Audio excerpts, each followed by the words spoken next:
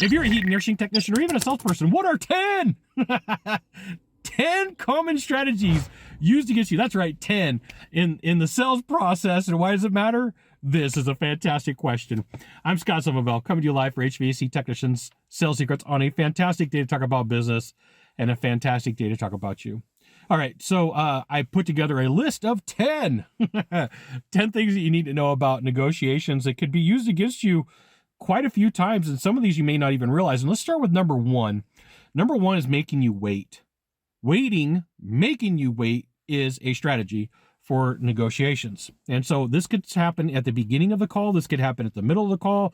This could happen at the end of the call. And there's been times where, I tell people when I set an appointment, just so you know, I'm exactly on time. If I'm going to be more than a minute late, I'll let you know. 1 minute late, I'll let you know.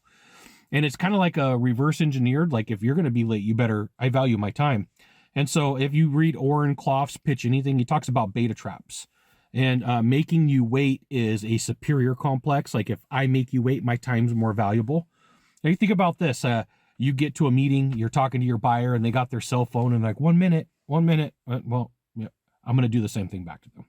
Number two, information holdback. This is more common than not. People don't want to answer your questions because if they don't answer your questions, they can't make a decision. And then they can hit you with a whammy at the end, as I like to refer to it as, like, oh, did I not tell you? Right? That's an information holdback. You're probably going to see this weekly. And if you're doing full-time sales, you are going to see this a lot. Number three, false time constraints. False time constraints. So a false time constraint is like, hey, this has to be done by this date. A false time constraint is we only have a certain amount of time for this meeting, right? So it's all meant to put pressure on you. It's all meant to put issues towards you that you have to solve above and beyond your sales process. Number four, the information gatherer. This could be referred to as a one-leg appointment. This could be referred to as somebody sends their proxy for you to meet with. Like there's times where people will say, hey, Scott, I really want to talk to you about coaching, but I want you to talk to, my general manager. Oh, great. Let's start the conversation. But, I'll gather intel, but when it comes to talking about money, you need to be there, right? I have no problem getting this conversation going, but if we're going to finish this conversation, you're going to have to be there because I don't work that way, right? I'm not 20. It just doesn't work that way for me.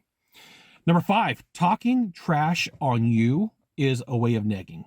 And you're like, hey, wait a minute. Like you said negotiations. Yes.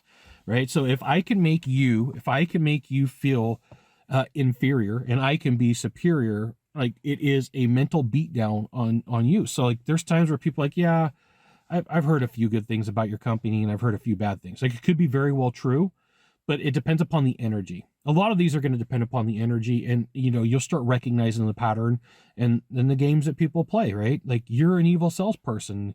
You could be lied to, you could be stolen from, and you could be cheated because you're not a human being. But gosh darn it, I'll save every nickel that I can.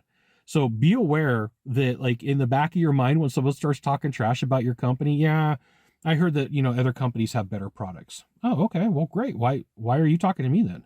I'm really good at what I do. I carry a fantastic product, right? There's a little bit of justification that they're looking for.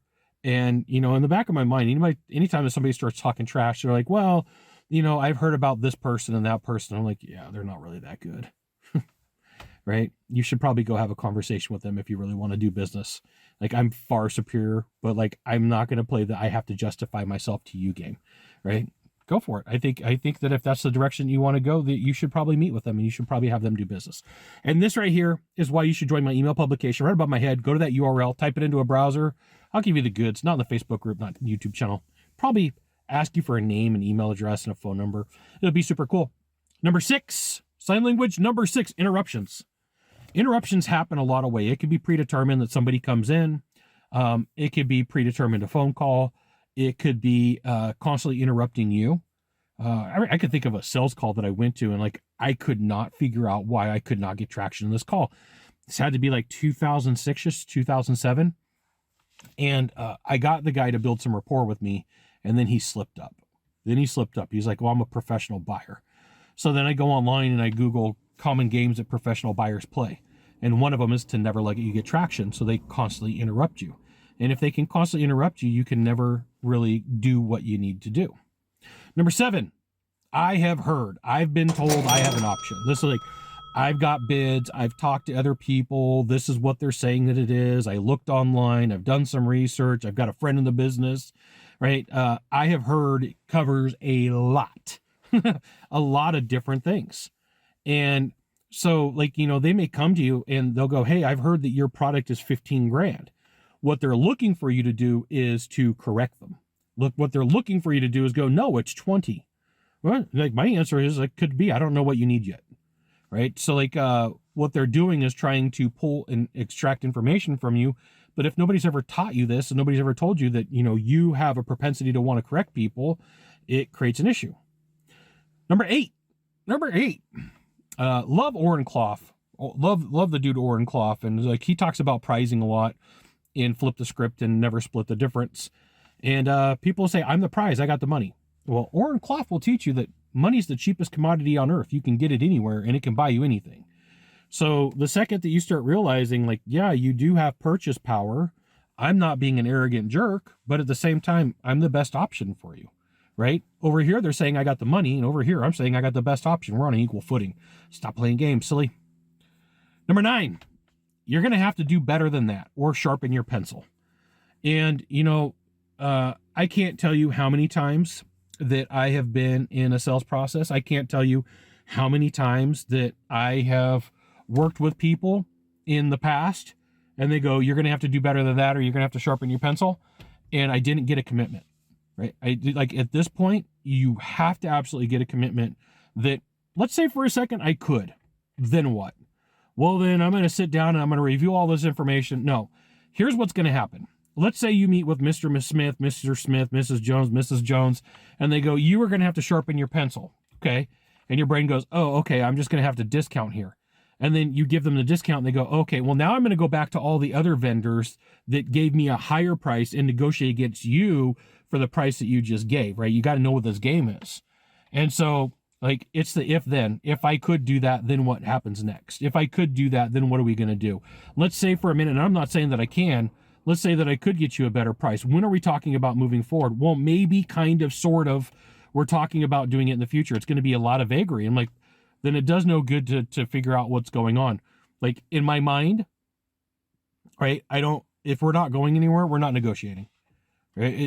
At the end of the day, you are going to get frustrated. You are going to have problems. You better lock this down. If I can, then what? If we do that, when are we talking about moving forward? Right? And you could push the greed gland and say, hey, like, look, if we're talking about moving forward today, right now, paying cash, here's the price. Here's the waiting price, though. Right? If I'm coming back, you're not going to get as much of a good deal because I have to take my time out of my schedule to come back and meet with you. And then people go, well, it's not fair. Well, why is it fair for me that I have to miss out on a sales call because you can't make a stinking decision?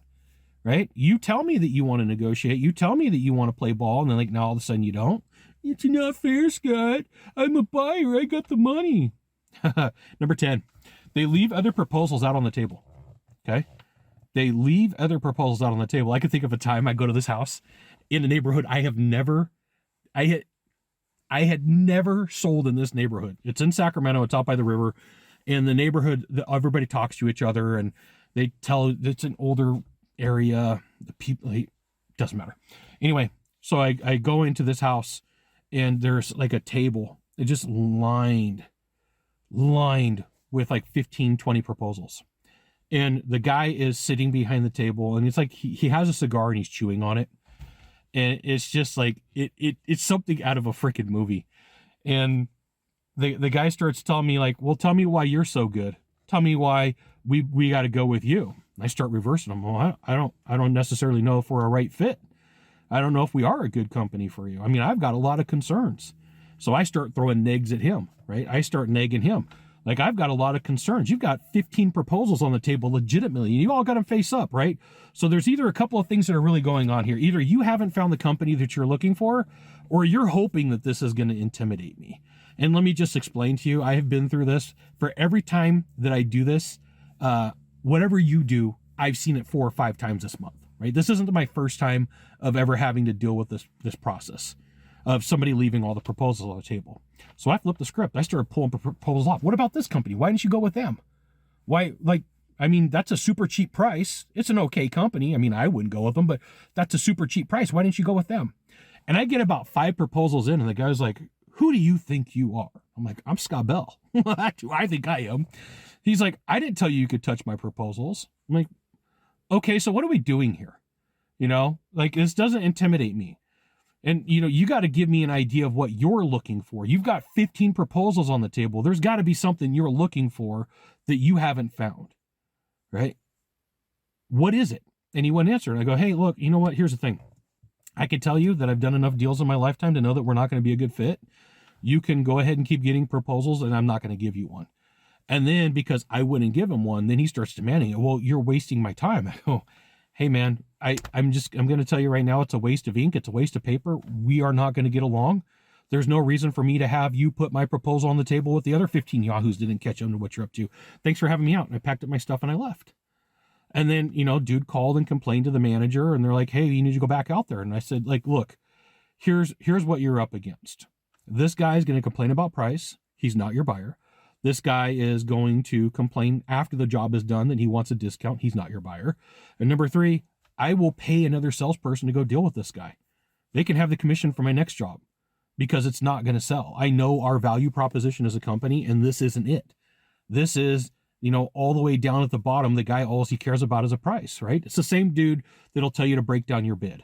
Hey, I want price, labor, and materials all broken down. Like, no, sorry, dude, it doesn't work that way. I get proposals, right? So what you need to know is these are all common negotiation strategies that, like, on the offset, if you run 300 or 400 sales calls in a year, you're going to see all of these multiple times.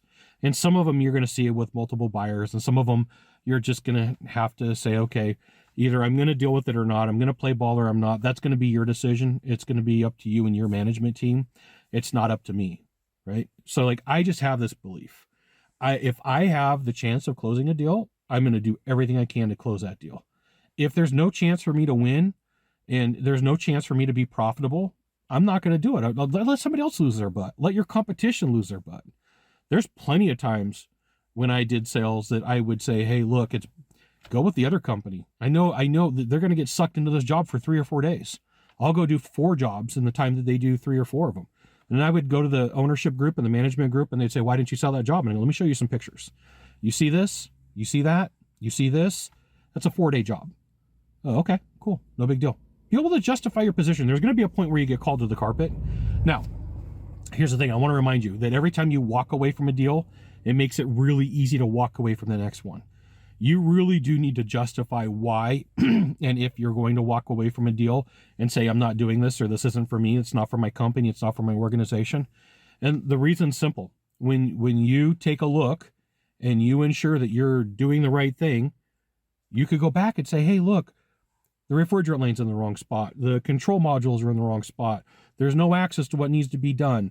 The person is going to be an absolute nightmare. Let somebody else deal with them. Hey, cash is my favorite 4-letter word when I'm not stubbing my toe, right? Cash is one of my favorite words. But, you know, pain is one of my least favorite words, and I don't want to have a bunch of pain with a buyer. You got 1 of 3 things to do from here. Just 1 of 3. Find the subscribe button, click on it, and every time I send out a video, you'll get an update. 2, hit follow. 3, you know what you got to do. Share this long video with a friend. We'll see you soon. Thanks for watching.